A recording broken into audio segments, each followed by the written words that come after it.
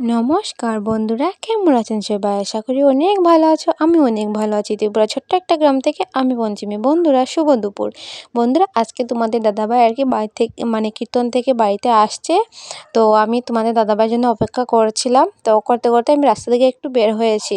তো বের হয়ে দেখি একটা কুকুর আর কি রাস্তার মধ্যে ঘোরাঘুরি করছে। তো ওকে ডাক দিলাম, ও আসবে আমার কাছে। তো আমি একটা কিছু খাবার দেওয়া তার জন্য ডাকছিলাম।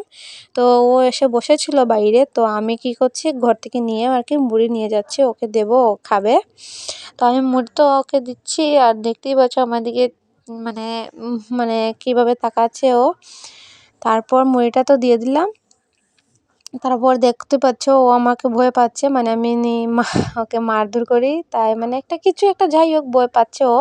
তারপর কি বলবো, ও মুড়িটা তো খেলোই না। আমার ভীষণ কষ্ট লেগেছে, কেন খেলো না মুড়িটা? আমি সব সময় কিছু না কিছু একটা দিই, খায় ও, কিছুই না বলে না। কিন্তু আজকে দেখো লেজ দিয়ে কি বলছি আমাকে, বোধহয় ওর ভাল লাগছে না কি জানি না, মনে করছে আর কি ওকে কিংবা বিস্কুট দিয়েছি, কিন্তু দেখতে পাচ্ছি ও মুড়ি। তারপর চলে গিয়েছিলো, তারপরে আবার ডাক দিয়েছি, তারপরে আবার আসছিল।